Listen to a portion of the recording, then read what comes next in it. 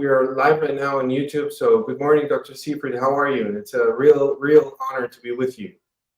Oh, thank you very much, Carlos. It's a pleasure to be here with you.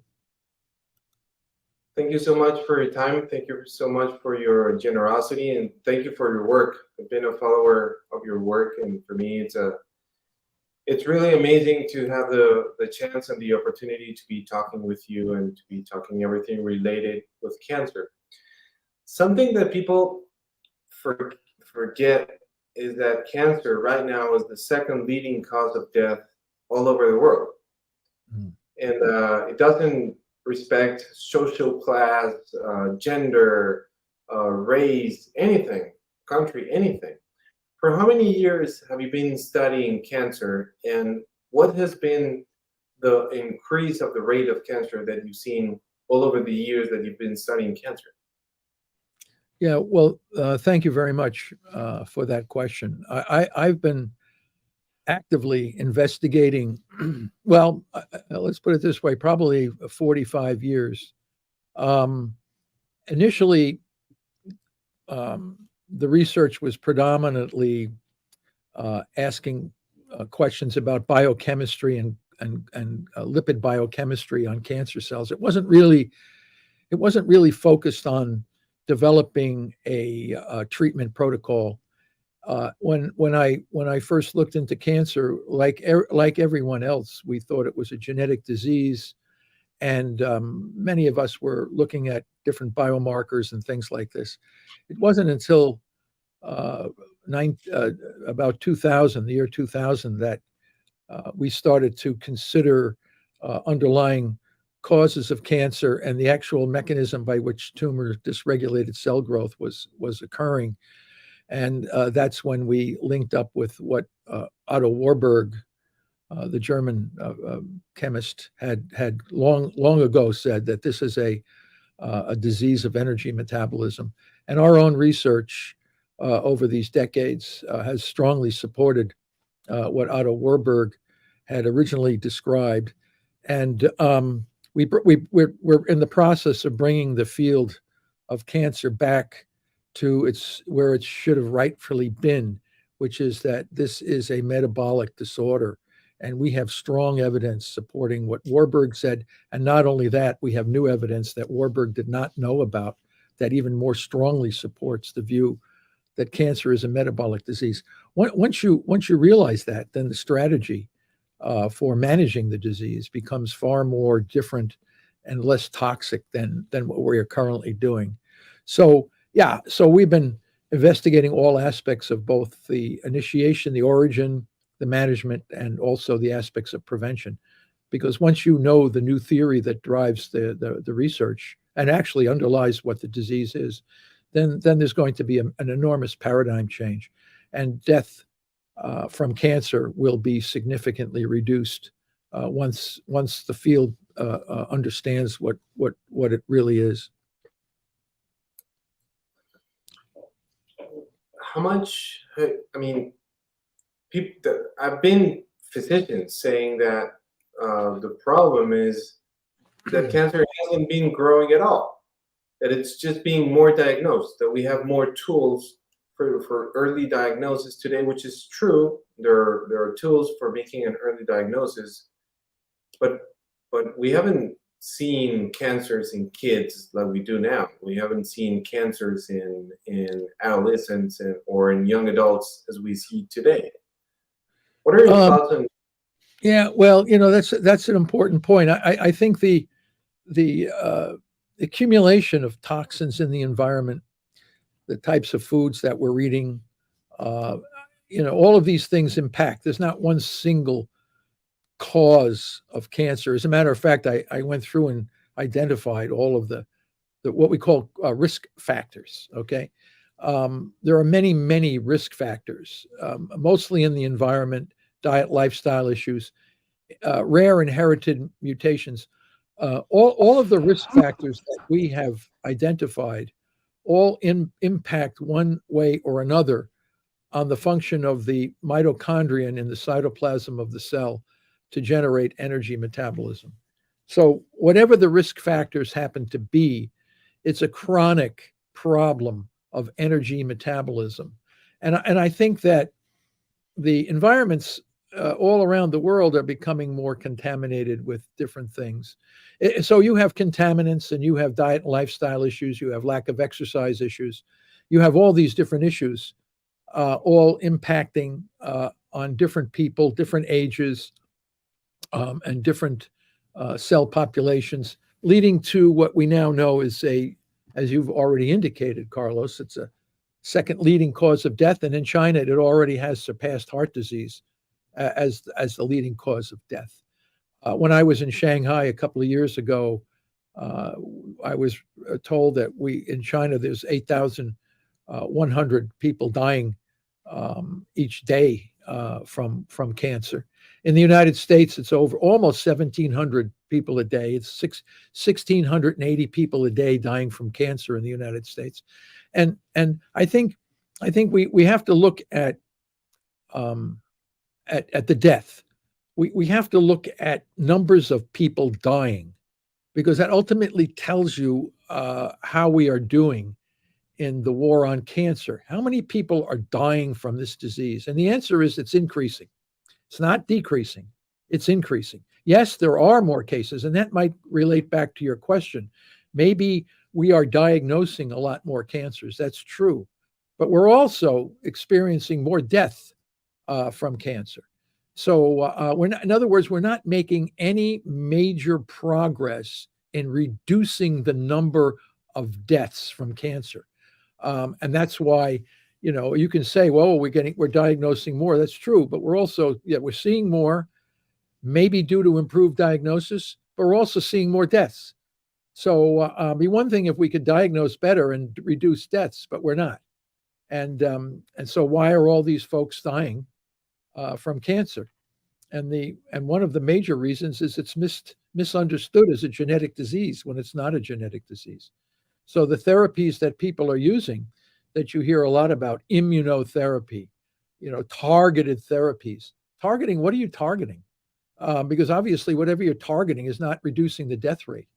Once you realize that the tumor cells can't live without fermentation, what drives fermentation? Two fuels, glucose and the amino acid glutamine. How many hospitals are targeting glucose and glutamine simultaneously? The cancer cell cannot burn fatty acids or ketone bodies. How many clinics around the world are transitioning their cancer patients to nutritional ketosis and then simultaneously targeting the two fuels that are known to drive the dysregulated growth? And the answer is no one. No one that we know of anywhere on the planet is targeting cancer and using as a metabolic disease. So the problem continues. The beat goes on. People are dying. If you want to learn how to implement the ketogenic diet and the Press Pulse protocol into your cancer management, just visit school.com/keto for cancer, the new community by our research analyst Johnny Rockermeyer. Within this new community platform, you can connect with other patients and learn from their experiences. You can also just search through the posts other members have already made. You will have access to our classroom section as well, which provides practical advice and tools for the best results. These sections cover all parts of the Press Pulse protocol that you should implement. Starting with the general scientific concepts by Dr. Thomas Seyfried, we will show you how to start the ketogenic diet, including which foods to choose and which to avoid. Additionally, we prepared a list of doctors specialized in metabolic therapy, as well as details about glutamine inhibition and hyperbaric oxygen protocols. So, take a look around at school.com/keto for cancer. That's amazing. It's fascinating how you make it so easy to understand. You were saying that you pointed out several risk factors that they all merge into the same ultimate condition, which is a lack of energy and mitochondrial production. Could you tell us which are those risk factors that people are maybe don't know that in order to have a higher risk of getting cancer? Well, I think right now one of the biggest risk factors is obesity. Obesity is linked to type 2 diabetes. Obesity is linked to systemic inflammation.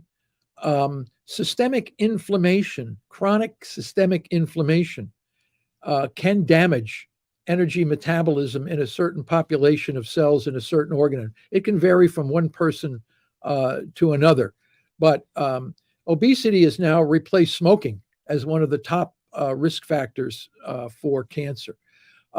So you have that you have chronic inflammation, intermittent hypoxia, chemical carcinogens, exposure to chemical carcinogens, radiation, viral infections, papillomavirus, hepatitis viruses. These all damage mitochondria, and at the same time you have several overlaps, aging populations overlapping with obesity, with chronic inflammation, hypoxia. All of these provocative secondary, what we call secondary risk factors, can impact any one of which or together can increase the risk of cancer. So you have to be aware of the risk factors. And then once you know that all of these risk factors in some way or another compromise ability of the cell to generate energy through respiration, breathing oxygen, essentially, you can then institute practices or approaches to try to improve the function of respiration, which means that, we talk about prevention. Unfortunately, most people, to be honest with you, most people don't care about prevention. They come because they get cancer and now they want a treatment. I know they said I should have done this and I should have done that to reduce my risk, but I have cancer now. What are you going to do for me? And when you see an worldwide obesity epidemic, it tells us that if people were really, really interested in reducing cancer, you would not have an obesity epidemic, because people would fear obesity as a major risk factor for the development of cancer. But the fact that we have an obesity epidemic says that most people don't care or don't know. So you have these particular issues. But we clearly know what causes cancer, and we clearly know how to manage cancer. The problem is it's not being instituted in any major hospital anywhere. And that's the problem right there. And when you say this, risk factors go and interfere with the mitochondria, so that people remember that the mitochondria is that part inside the cell when one of the functions, because it's not the only one, where we produce energy when we take oxygen and glucose to produce energy in most of the cases, or the easiest way for the cell to produce energy, that the cell starts having a lack of energy production, or a lack of the normal function of the mitochondria. How does it work? All those risk factors go into the same pathway, and at the end they produce exactly the same thing. Well, obviously, energetically they're very similar. Obviously, if those combinations or singular risk factor would damage mitochondria in a liver cell or a colon cell or a lung cell, you would get dysregulated growth from the cells of those tissues. If it were to happen in a glial population of the brain, you would get a dysregulated growth of the glial cells. Under the microscope, they would look different from each other because one is from the brain, one is from the lung, one is from the colon, one would be from the bladder. But if you look at them biochemically, they're all very, very similar to each other in that they're all struggling to get energy from sources other than oxygen. So they ferment. They use the ancient pathway of fermentation. This is energy without oxygen. And how do we know that? Because Warburg and others, we were able to take cancer cells and grow them in hypoxia without oxygen. That's one of the unique things about cancer cells. They all can grow in the absence of oxygen. None of us can live in the absence of oxygen. And the best way to demonstrate that is we know the drug cyanide. And we know that people that would take cyanide to commit suicide die very, very quickly, because they shut down the oxidative energy metabolism in all cells of the body, and the person dies real quick. You can pour cyanide on a tumor cell, it doesn't die at all. So it can live in cyanide, it can live without oxygen. And this cuts across all the different kinds of tumors. We all know brain tumors, colon tumors, bladder tumors, breast tumors, they all can live in cyanide and without oxygen. So the question then is, oh wow, they're living without oxygen. But you have to have energy. Without energy, nothing can grow. So where are these cancer cells getting their energy from if they don't use oxygen? And they're fermenting. How do you know they're fermenting? Well, they throw out lactic acid. You shouldn't be throwing out lactic acid. If you hold your breath long enough, you turn purple. Your whole body starts burning lactic acid. You start dumping out lactic acid. So the cancer cell is dumping out lactic acid. Why? Because it can't respire. It cannot get energy effectively from oxygen. So the waste products of normal metabolism are CO2 and water. How do we know that? Every breath that I exhale, every breath that you exhale has CO2 and water moisture in there, okay? It's water, and CO2 is the waste product of normal life. Cancer cells do not produce that. They produce lactic acid. They're producing, and succinic acid, another waste product. They're producing acidified acid molecules. This is because they cannot respire. So the waste products of fermentation are lactic acid and succinic acid, creating an acidified microenvironment. And, so that automatically tells you what these cancer cells are doing. So how do you manage them? You take away the fuels that are there for fermentation. And those fuels that we have and others have identified are glucose, the sugar glucose, and the amino acid glutamine. In normal cells, you're 100% right, Carlos. That glucose is metabolized to pyruvate. Pyruvate enters the mitochondria and is fully oxidized to CO2 and water. The problem is the mitochondria in the tumor cell is broken. It doesn't work. So a lot of the pyruvate is reduced to lactic acid, and it's dumped into the microenvironment. Some of it does enter the mitochondria, but it comes out as citrate for the synthesis of lipids, but it's not making energy. ATP is the currency of energy. Everything revolves on energy. Without energy, nothing can grow. So you have to say, how are these tumor cells getting their energy? They're using fermentation. They can get energy without oxygen. So that tells us clearly what's keeping these cells alive. So, and it's not that much of a reach to say if we take away glucose and transition the body to ketones, all the normal cells in our body can switch from glucose to ketone, not the cancer cell, because you need a good respiration to burn ketones. And fatty acids. Cancer cells cannot burn fatty acids. They store them as lipid drops in the cytoplasm, clear indication that they're not burning fatty acids. So we know, what do they burn to stay alive? The sugar glucose and the amino acid glutamine. And those two fuels are the drivers of the dysregulated growth that we see. It's not that complicated. When you view cancer as a genetic disease, it is hopelessly complicated. Thousands and tens of thousands of different mutations, all kinds of signaling pathways are abnormal. So when you look at it in that perspective, it's a hopelessly complicated disease. When you look at it as a mitochondrial metabolic disease, it's far less complicated. So in this case, obviously, and it's been part of your work, you suggest that people start on a ketogenic diet or to start being in a ketogenic state, although you can be in a ketogenic state by fasting or by exercising and fasting without being on a ketogenic diet.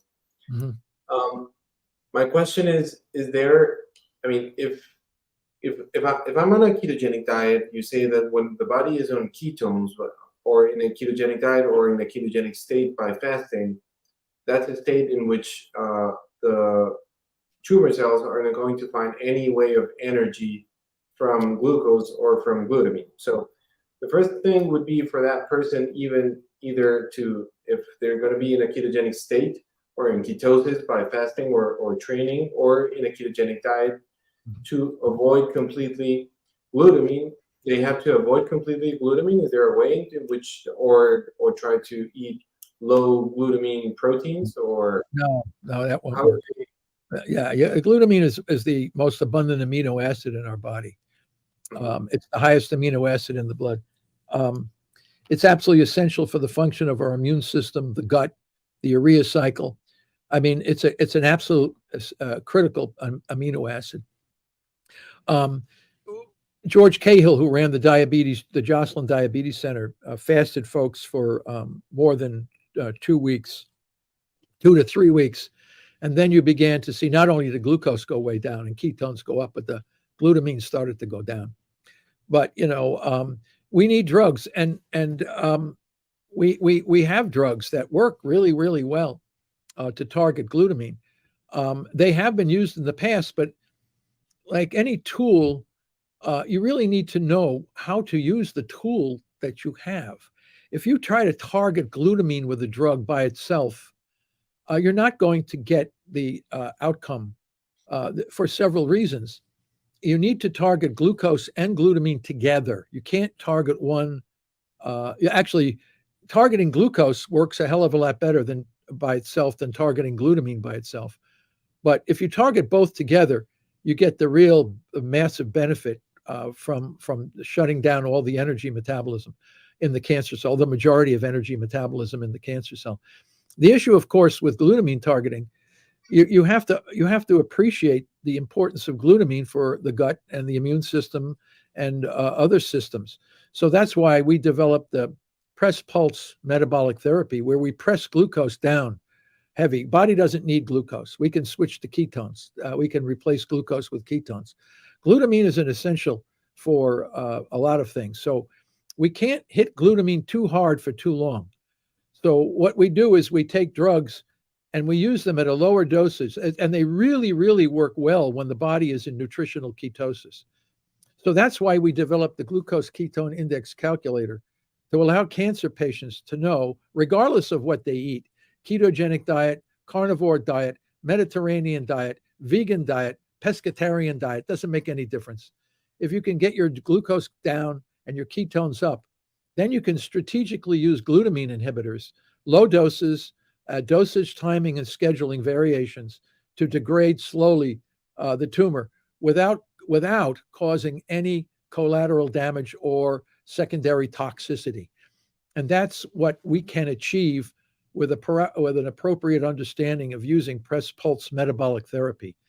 We've outlined the strategy for doing this, the framework for doing this, and now we are investigating on an individual case-by-case basis how these strategies might work. So once we have achieved our better understanding of dosage timing and scheduling with glutamine targeting drugs, we can use any calorie-restricted diet to bring the patient into nutritional ketosis, and then strategically use glutamine, any number of glutamine inhibitors, to degrade slowly. Because the key is you want to degrade and get rid of the tumor without causing collateral or secondary damage, pain, or anything like this to the cancer patient. So, and we can achieve that I wouldn't say it's going to be super simple, but it's certainly not going to be that complex, because we've seen it happen in some people. I've seen, some guy, Guy Tannenbaum. Now, he did water-only fasting. Water-only fasting produces tremendous stress on the tumor. I published a paper. It's called Autolytic Cannibalism. When you reduce the energy really low, the body is an efficient machine. All of the organs in our system are designed to work with each other. The body is an entire integrated system. And when you start restricting nutrients, making energy efficiency absolutely essential for the survival of the whole, and then you find a population of cells dysregulated in their growth, wasting energy, not energy efficient, the body will turn on those cells and use them as food for the rest of the body. So once you can bring the body into a state of nutritional ketosis, low glucose ketone index, low doses of drugs, the body becomes super energy efficient and will attack the tumor. The drugs will be killing, and they'll eat the tumor. Your own body will dissolve and eat the tumor for the good of the rest of the body. It's unbelievable. So, but you have to understand evolutionary biology, and you have to understand systems physiology to understand what I'm talking about. But these are the evidence is based on fundamental understanding of biological processes.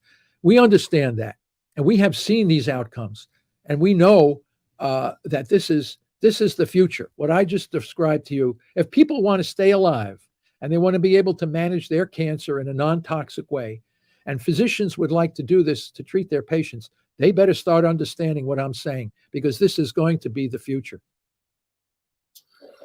Absolutely. And there's something that I think is very important for all the people that are seeing this, and is that you pointed it out, but we need to remember that we've been studying cancer for over 60 or 70 years with a lot of surgical procedures that sometimes they work with a lot of immunotherapy, chemotherapy, radiotherapy, which are amazing what they've done. We cannot say that it hasn't done anything at all, but they haven't reduced deaths, as you just pointed out, death, which is what we're really looking into, in a big percentage. It's something that it hasn't been that effective as as everyone would like. So there are most other things that we need to be addressing, and prevention is something that is very important. And now that we're saying about prevention, in your work, I mean, you were saying that being on a ketogenic diet really helps tumors to the body to get rid of the tumors, so they can reduce. But is there a way in which I can use a ketogenic diet, or being on ketogenic states by fasting, not being on a diet, but by getting in and out from ketosis by fasting, in which they can help me prevent cancer? Is that being studied at any point? Or saying, look, if you go into ketosis for, I don't know, for 2 days, for a week, for a month, for, I don't know, has that been studied? Is something that people can do on a regular basis? Or do we need to be on a ketogenic diet forever? No. Let's be honest.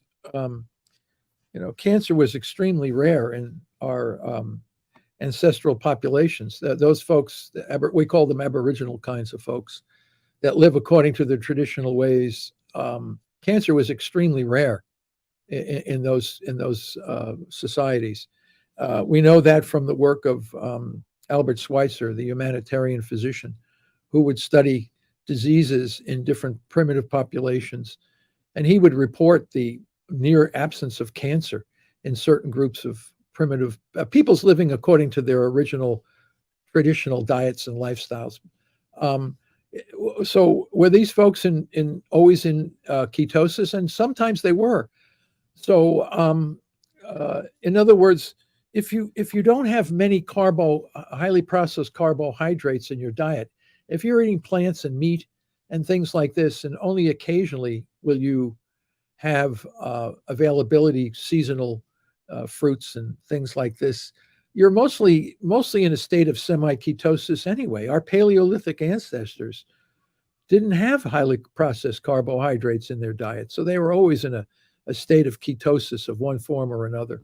Ketone bodies enhance the energy efficiency of the mitochondria. They protect the mitochondria from reactive oxygen damage, oxidative stress. So cancer was rare, very rare. And but I don't think today in our societies, most people have access to highly processed carbohydrates.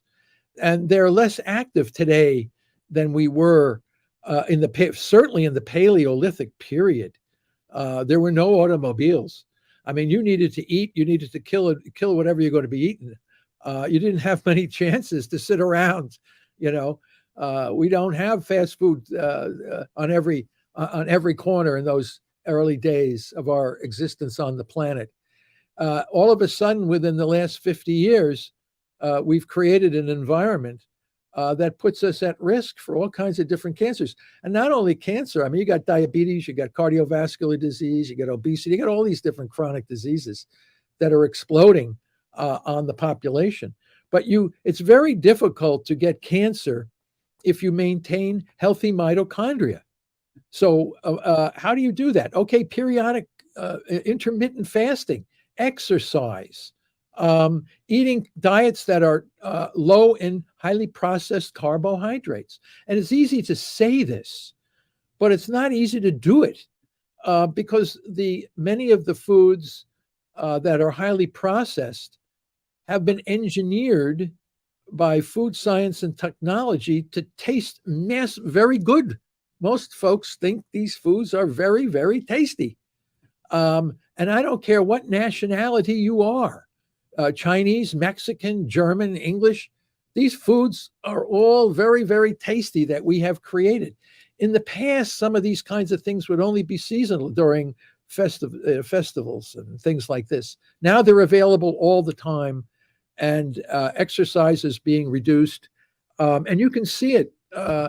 All these chronic diseases are coming as the result of changes in diet and lifestyle and exposure to chemicals in the environment. So people have to know to prevent cancer, diabetes, and many of these other chronic diseases, you got to keep your mitochondria healthy. So you keep your mitochondria healthy, the probability of getting chronic disease is reduced.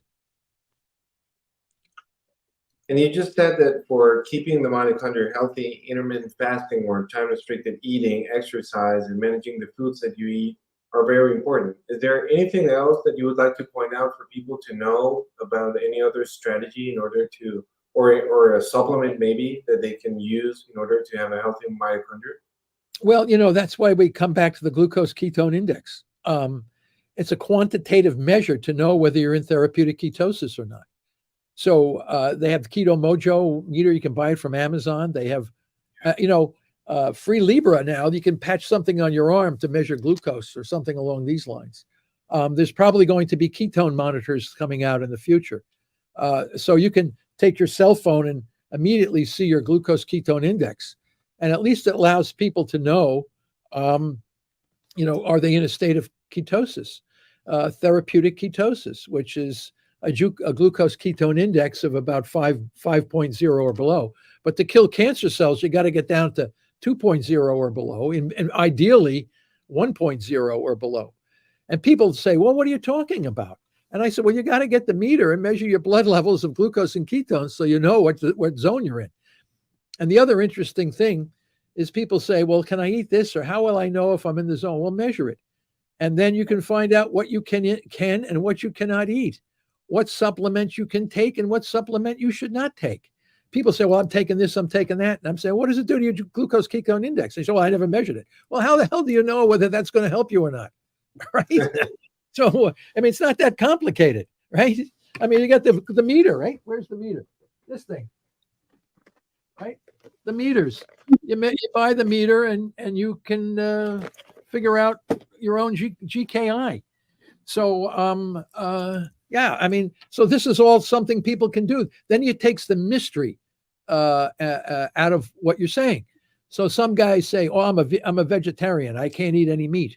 Oh, I don't care. Then see if you can get your GKI down to the same level as the guy who eats meat. So, and the Mediterranean guys. We published a paper from a cancer patient with advanced lung cancer that metastasized to his brain. And my colleague, Dr. Athanasios Evangelio from Greece, put this guy on a calorie-restricted Mediterranean diet, kept a low GKI, and the guy's alive now 10 years after. He should have been dead. He should have been dead 10 years ago, and he's still alive. So brain cancer guys on carnivore diets. As long as you can keep a low GKI, you have a chance to manage or keep the tumor.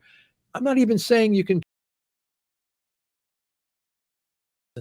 And that's one of the things about metabolic therapy. A lot of the approach falls on the shoulders of the patient themselves. They are ultimately responsible for their existence. And if they participate, they know what they're doing. They have a knowledgeable physician or healthcare provider that understands the concepts, who can help and guide them along the path. Then you're going to be able to manage the majority of cancers without toxicity. Unfortunately, this information that I'm sharing with you is not known to the majority of either patients or their caregivers. Yeah, we don't get that information in medical school at all. And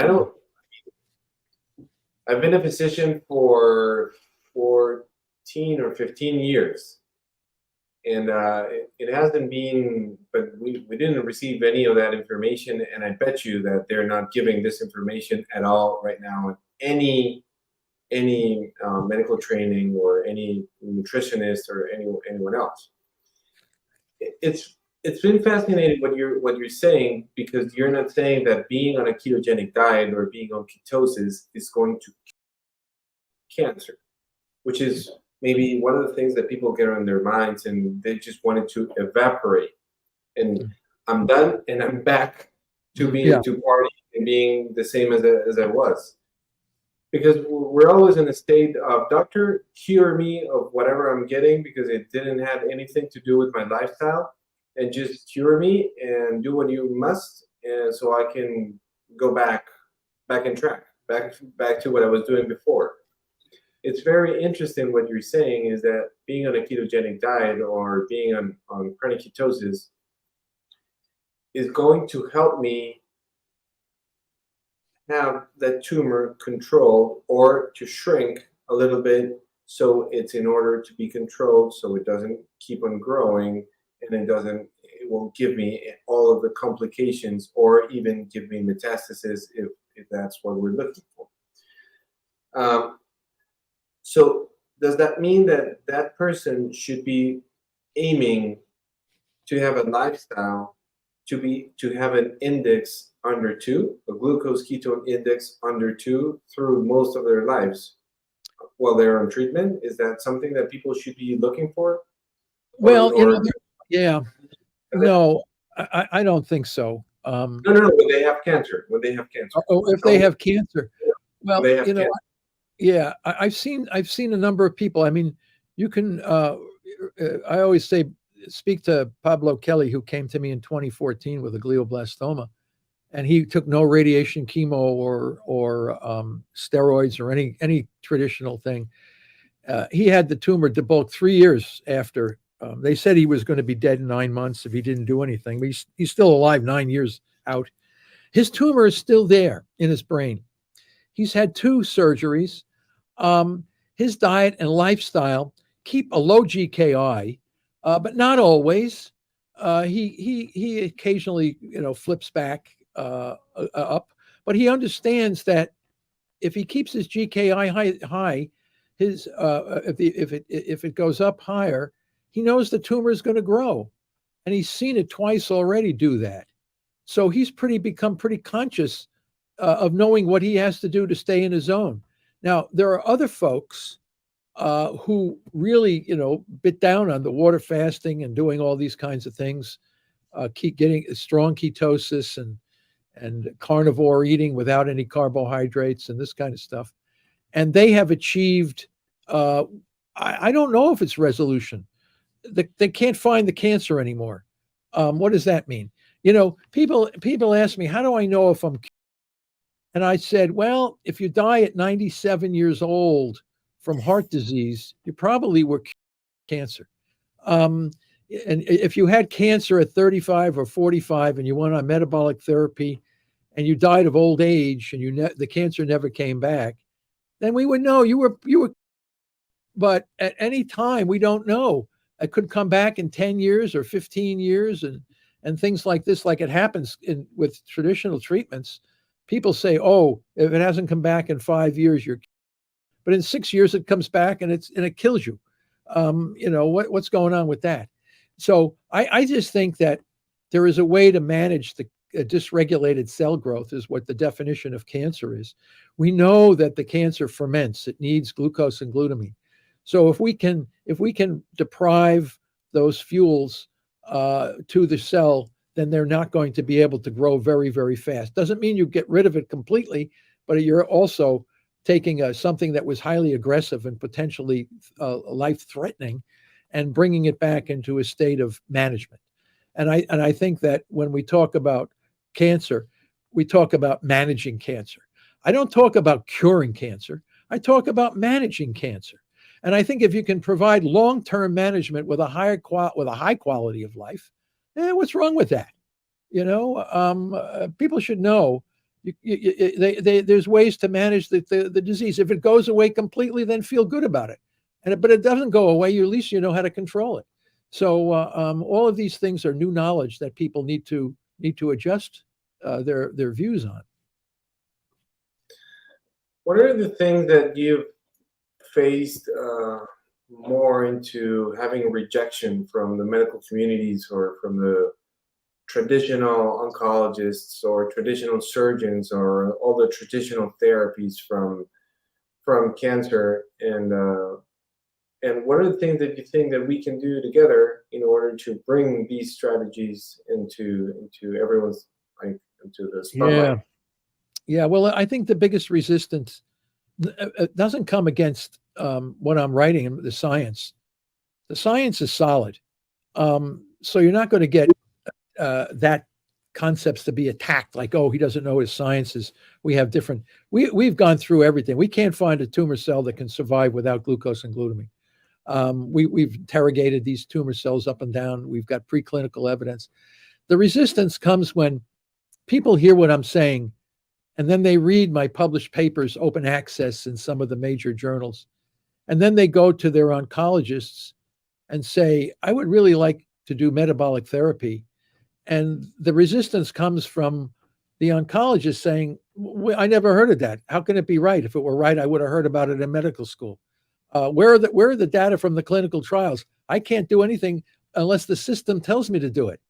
The American Medical Association never told me that metabolic therapy could replace radiation or chemo. Until the medical establishment tells me, I can't do anything. I'm locked into doing standards of care. And if that was so correct, the medical establishment would tell me about that. And the medical establishment is not telling them about that. And they're locked into doing what they're doing because they've been trained to do that. So you go up and down, the resistance is not against the science, it's against the practice of how we treat cancer patients. I'm not saying we don't do surgery. I think there's a place for almost all the tools that we have in the tool chest. You just got to know when to use them and the right way to use them. Surgeons can do a great job. Surgeons can cure cancer, believe me. The issue I have is that the surgeon needs to know that if we implement metabolic therapy up front, we can shrink the tumor down, sharpen the margins around these dysregulated growth, and the surgeon can feel more comfortable in knowing that he didn't get 90% of it, he got 100% of it. So, but he needs to know that there's a way to improve the outcome that he does, not going in there like a bull in a china shop and start chopping into this tumor, leading to fragments that could get into the bloodstream, leading to metastasis. No, you got to know what to do and how to do it. And surgeons are more concerned about the techniques they use to debulk a mass in somebody's body, not the biological systems physiology that they should also know about how to improve the outcome of their surgical procedures, which can then be greatly enhanced. And then with radiation or chemo, I think radiation could be used for certain types of situations where it's very hard to surgically debulk. But again, radiation could have a much greater therapeutic benefit if the tumor is shrunk and the inflammation is reduced around the tumor, giving the opportunity for the beams to do a more thorough examination, or elimination. And for brain cancer, I would never recommend, and I'm not a physician, but I know that when you irradiate somebody's brain, invariably it makes it much worse. And I think most of the poor brain cancer patients are dying from the radiation therapy. So that should stop. But immunotherapies, chemotherapies, all of these things can be done in the right context. We're finding when an individual is in therapeutic ketosis, the amounts of drugs, chemo drugs, can be reduced by half, more than half, 25, 75% reduction in dose, and yet have much greater therapeutic efficacy even at the lower dosage. This means that you'll be able to eliminate the tumors with minimal toxicity, because now you know how to put these tumor cells at a tremendous competitive disadvantage, how they become now much more susceptible to the tools that we have. We're just not understanding the biology of the strategy for managing cancer. And I think that goes back to the training in the medical schools. These guys, these young physicians, need to be trained to know how to wield the power of metabolism to facilitate whatever they're doing. So whether they're managing type 2 diabetes, whether they're managing cardiovascular disease, all of these things can be improved if you can bring the patient into nutritional ketosis, reduce the inflammation, and then go after these tumors or conditions in a much more effective manner. And I think this has to be brought to the medical profession. They need to know how to do this. Otherwise, they're not going to achieve the outcomes that they would have wanted. And why do you think that the American Medical Association hasn't taken all of your work into part of the saying, wait, we need to change this. This has got to change. We need to give strategies to physicians that are already in practice, and we need to give these strategies to physicians that are right now in medical school. Yeah. Because otherwise, it's going to be an endless loop of physicians graduating saying, I haven't heard of it. I have no clue what you're talking about. That must be complete quackery unless they go and check on the data. But sometimes your ego doesn't allow you to go and check on someone else's data. Yeah, no, you're 100% correct. I think it becomes a moral issue. It's a moral issue. And if we have a strategy based on hard science and the evidence is clear, all you have to do is go back and look at what Otto Warburg did and what we're doing, advancing what he's already said. And the literature, scientific literature, is filled with papers showing that glucose and glutamine are driving these tumors. I mean, we know what to do. We should be able to do it. So the question is, why are we not doing it? What's the holdup? And a lot of it has to do with revenue generation. I mean, cancer is a multi-billion-dollar industry. Hospitals make a lot of revenue on drugs and procedures, and insurance companies. I mean, you're talking about a change for an entire industry. And the status quo. It's always hard to change status quo. Everybody's comfortable, except the cancer patients. But I can't tell you how many physicians have come to me asking me to help them, either them or their loved ones and their families. Clearly, they're aware that whatever the system is giving them is not working. So they become, until you're the one on the end of the tumor, you don't think much about what I'm saying. And a lot of times these guys and the oncologists, they have so many patients, they don't oftentimes have enough time to go back and look at the literature and ask, whether they're doing the right thing or not. And if they were to administer a therapy not sanctioned by the American Medical Association or whatever association dictates what they should do, they could lose their license. So they're comfortable in doing what they're doing. And, so I think the most important thing, the common guy on the street seems to understand this better than or appreciate what I'm saying more than the person in the medical office. And I think it has to be a re-education on the part of both the patient, who now knows that they can play a major role in the management of their disease, and in the oncologist, who can help the patient know what to do and what not to do, and use the tools that we have available. So it's a re-education. But here's the situation. How long will it take? Because right now we're in our country, we're sacrificing all of these poor folks to horrific medieval procedures because the system can't change. And then we have to say, is this a moral issue? Is it moral to continue to do something that doesn't work based on a flawed theory of what the nature of the disease is? And we could actually achieve tremendous benefits if we were to understand the new theory of what cancer is and how to manage it. So, there's several firewalls that prevent this from happening. The biggest one is the information gap. People not knowing that this is a mitochondrial metabolic disease driven by a fermentation metabolism.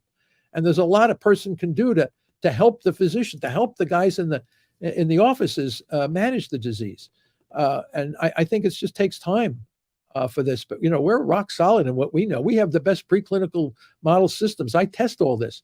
And then I have physicians around the world in small clinics testing it on their patients. And the movie that's going to come out, the documentary movie called The Cancer Revolution, is now collecting more and more of these long-term so-called terminal cancer patients. And they're all there waving at you, smiling. And they all should have been dead.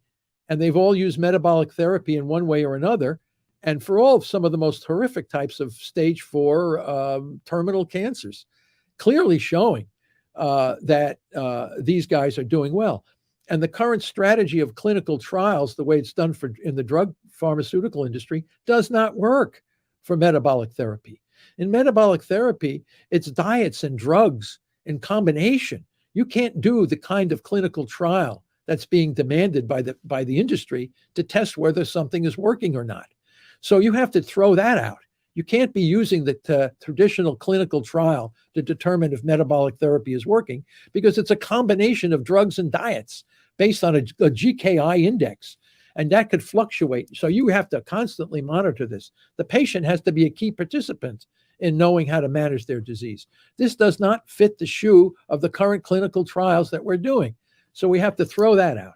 We have to get rid of that, most of what that is. So that holds us back, because a lot of folks will say, well, I can't do anything because I haven't seen the data from a clinical trial. And a lot of times, even if they see the data from a partial trial, they don't want to believe it. So you have all kinds of things that are standing in the way of the paradigm change. And I think it has to be, unless people are comfortable with sacrificing 1,600 people a day. If the society is comfortable with that, then things will remain unchanged. Have you performed clinical trials on ketogenic diets and the effect on? We have, my colleagues have done in small, it's called metabolic chemotherapy, supported chemotherapy. I mean, we're inching our way forward with this. And we published the papers. Our colleagues from Istanbul, Turkey have published several papers on stage 4 lung cancers. There are some papers on breast cancer. There are some on brain cancer. Some of my colleagues are doing the problem with the brain cancer, and that's what we're working on, because glioblastoma is considered terminal for the majority of people. We don't think that has to be, well, the holdback is the main hospitals will not allow metabolic therapy to go through the IRB, the Institutional Review Board. So what happens? See, right now they'll do a standard of care followed by metabolic therapy. But they won't allow metabolic therapy to be done without standard of care. Or put it this way, radiation. They have to irradiate these poor folks. And I said, if you stop irradiating the brains of these folks, do metabolic therapy up front, do surgical debulking, move back into metabolic therapy, you're going to get results that are unbelievable. They won't allow it. What will happen if they do that? They support what I'm saying. We've seen preliminary evidence to say that I'm right. We've seen evidence to say this is going to work. But it's not done. Oh, you have to have 40,000 people in a clinical trial. What are you, crazy? All you have to do is have a few people that should have been dead walking around telling people I'm alive. That should be motivation enough to say there should be something done. Yeah, it's so sad that people say that this is anecdata, and it's just anecdotes flowing around. Some folks that I mean, and it's one of the arguments for people to say that whatever you're saying or any other scientist or on any other topic, it's just anecdata, and it's the term that you use. Well, what we have in brain cancer is you cannot design experiments more conclusive for how fast people die from standard of care. I've looked at the data from all the survival curves around the world, and they're all overlapping beautifully. No one could design a better experiment for killing people than using the standard of care for managing brain cancer. So when they say, oh, the 5 guys that do live much longer, it's anecdotal. What we do know is what you're doing isn't working. And it's not only that not working, it's beautifully not working. So when are you going to get off that kick and start changing the way you think about things? Because the science supports what I'm saying, not what they're doing. Dr. Seyfried, I have another question. It is something that has been taking my attention recently. I've been studying the role of high insulin levels and insulin resistance on all the metabolic conditions and all the metabolic diseases and everything else, and diabetes and obesity and polycystic ovarian syndrome and whatever. But it has caught my attention the role of insulin as a growth factor, which we already know that it is a growth factor. But what's the role, with everything that you're mentioning and that you said before, what's the role of insulin that we already know that it's very important as a growth factor for several cancers, such as most common as colon cancer, breast cancer, prostate cancer, ovarian cancer? What's the role on insulin on your theory, on things that you've found?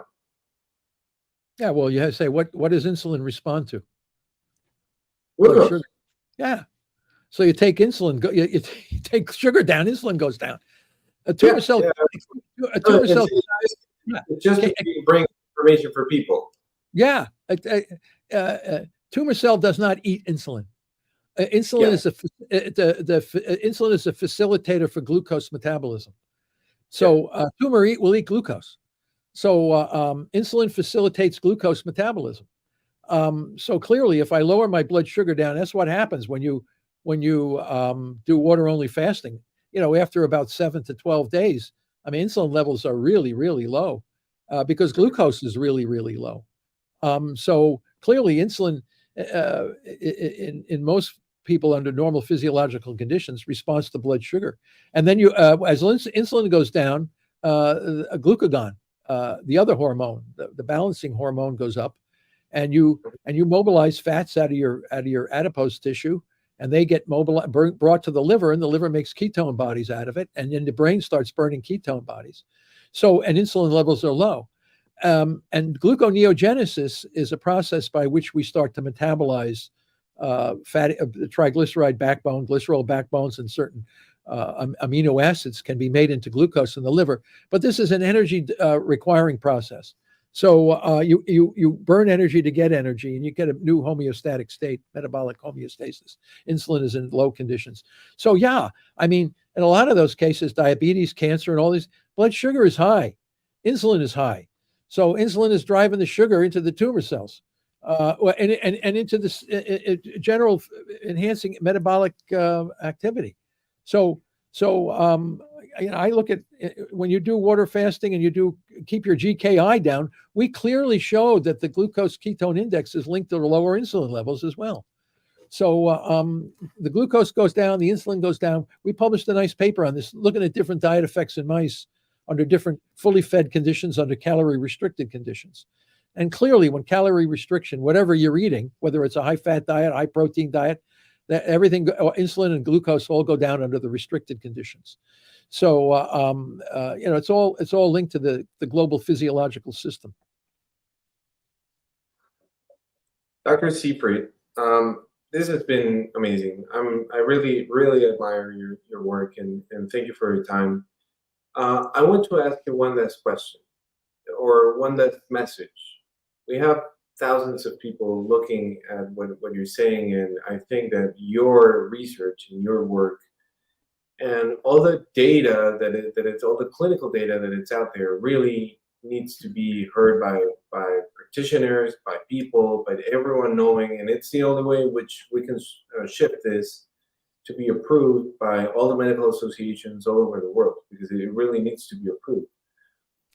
What would be a message that you could, knowing that cancer is the second leading cause of death all over the world, and you just pointed out that China is number one, what would be that final message for people? Because everyone thinks that cancer comes up from nowhere, and people really, they want to know that tool hidden on the holy grail that they're going to find in order to prevent and in order to have a good prevention and a good treatment for cancer. You've said it all over the video, but just to make it a final, like a short message, what would be that you would like to give people in order for them to know how to prevent and how to have a good treatment for cancer? Well, I think prevention, of course, we know what we need to do. Reduce our exposure to highly processed carbohydrate foods, toxic environments, of course, bad water, bad air, and all this, where toxins can enter our body from a variety of different diseases and things like this. But as I said, it's hard. As I said, I don't think most people. I think if they knew the risk factors for cancer and why and how, they might do a better job at trying to avoid this. I think governments could do a better job in advertising. They did a really good job on advertising how bad cigarettes were for people, and smoking, of course, went way down as a result of that. And I think they could probably do the same thing, but you have to be careful because you're touching the toes of large industries, food industries, and these kinds of things. where they're making billions and billions of dollars on selling highly processed carbohydrate foods. And the federal government now would come out and say, no, it might not be a good idea to eat too much of this stuff. And then you get everybody angry at you. The industries that are supporting the politicians, all of a sudden, the government again can't say anything because they're kind of chokehold by the industry. But at least they should have some recognition. They put a warning on a can of beer telling you that it could harm you. They put a warning on a pack of cigarettes. They could put a warning on on certain highly processed foods. They could certainly do that, or at least bring awareness to the problem that we know. As far as managing cancer, we know now that it's a metabolic disease. That alone allows the cancer patient to recognize that they become an active participant in the management of their disease. They don't, and that's another really important issue. I can't tell you how many cancer patients would love to be doing something to help rather than just sitting there and being infused with a toxic chemical or having some part of their body targeted with a radiation beam. They want to play a role in the management of their disease, and metabolic therapy provides that activity for them. So again, it's just simply education, getting the word out, having people know that there are options to what we're currently doing, and that the outcomes could be massively improved as the result of this. So we're working hard to do this. I keep publishing papers again and again. I have to convince my scientist colleagues with really hard evidence that goes into the metabolic mud of the problem, the detailed biochemistry of what we need to show in the scientific community, which they're demanding to have that information, mechanisms of action. That I have to do, and I am doing it. But then there's the practicality of, how do we take all this science and bring it into the clinic and having it improve the outcome of a patient? That's where I work with clinicians on this aspect of it. And we just keep publishing case reports of these so-called terminal cancer patients and show that they're doing fine. We published a big one on breast cancer. We did one on lung cancer. We did one on brain cancer. And we're doing more and more of these. And it works in dogs, too. I published a big paper on mast cell cancer resolved in a dog using metabolic therapy. So clearly, this stuff works if you do it the right way. And I think people should be encouraged. There's hope. There's a light at the end of this tunnel. I just don't know how long we have to walk in the dark before we get to the light. So it just takes time. Anyway, that's where it is. One final question. Something I forgot to ask you at the very beginning. Some people say that toxins have nothing to do with cancer, because when you're eating artificial sweeteners, artificial colors, artificial flavors, when you're eating TBHAQ, which comes from petroleum to make it as an antioxidant, or BHA or BHT, and all these chemicals, that it's only related with the dose, as the old toxicology from Paracelsus showing that the poison is in the dose. And they say, well, I think that the toxicity is in the dose and on the frequency, because you can eat something at a very low dose and make it a high frequency, and it's going to eventually become something potentially dangerous. You've said that cancer is a metabolic disease. But do you think that there are toxins that really could lead into a cell to start turning into a cancer cell and then becoming something that has a metabolic disease and all of the effects that you just pointed out? But maybe the cause or the initial cause for that cell to turn into a cancerous cell could be a toxin? What we have shown, and what Warburg had clearly shown, and getting back to your dosage issue, if the dose of the toxin is too high, it kills the cell. And you can never get a cancer cell from a dead cell. So it's a cumulative low doses of a provocative toxin that would damage the ability of the cell to generate energy through oxidative phosphorylation. you have to realize that the control of the cell cycle and the growth of the cell resides in the mitochondria itself. So that's the organelle that allows the cell to maintain a differentiated state, a quiescent state, doing this, what the cell would normally have been designed through evolutionary processes to do. When that organelle becomes chronically disrupted by any kind of a toxin, and when you look at what toxins do, you can look at the mitochondria and you see them they fluoresce. So toxins get actually into the mitochondria chronically. As I said, if it's too acute, you'll kill the cell. It's got to be a chronic assault on the energy metabolism of that cell, where the cell gradually loses the ability to maintain the metabolic homeostasis, causing the cell. Now, here's an interesting point. Only cells that can switch from gradually transition from respiration to fermentation can become a cancer cell. We rarely, if ever, get cancer in neurons of the brain. Neurons of the brain can't transition to fermentation. We rarely, if ever, get cancer cells in cardiac myocytes, heart cells. They can't make the transition to a fermentation metabolism. So it becomes clear only cells that can transition from respiration to fermentation can become dysregulated cancer cells. So we already know that it's all related to the energy metabolism. So so it's dosage for sure, but it's got to be chronic. It can't be acute.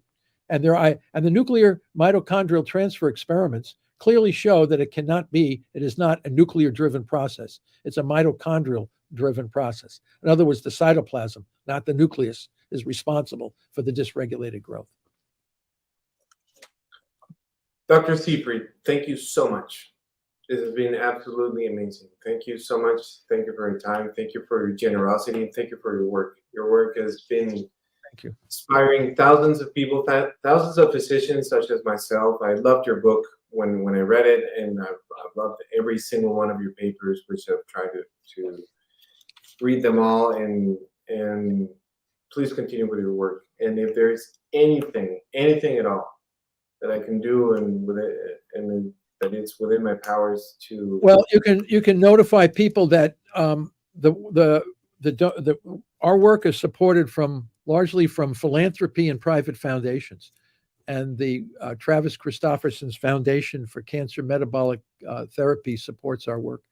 So people, if they feel they want to be part of the movement, the change that's coming, they can. Some folks, they're not interested in making $1 billion on some new thing. They just want to know that they've contributed to a paradigm shift, and that alone makes them feel better about their own life. And we're very open and appreciative of all of those who support our work, and we acknowledge them in the scientific papers. When we publish papers, we acknowledge folks who've contributed to our research, and that in itself is a reward for those folks that want to support what we do. So it's happening. More and more people are coming on board with this, and we thank them. And thank you for having me on your program today. Thank you, Dr. Seyfried. And if you can share with us maybe a link that we can maybe leave it here in the comments afterwards, maybe during the day, we can leave it here so people can go. And if they want to support your work and all of your team, so they can do it, so we can have all this information and all this knowledge and all this science helping the second leading cause of death, which is cancer. So thank you so much. Yeah, thank you. Wish you a wonderful rest of your week, and I'll see you again. Yeah, thank you very much, Carlos. Nice being here. Thank you so much. Bye-bye. Bye.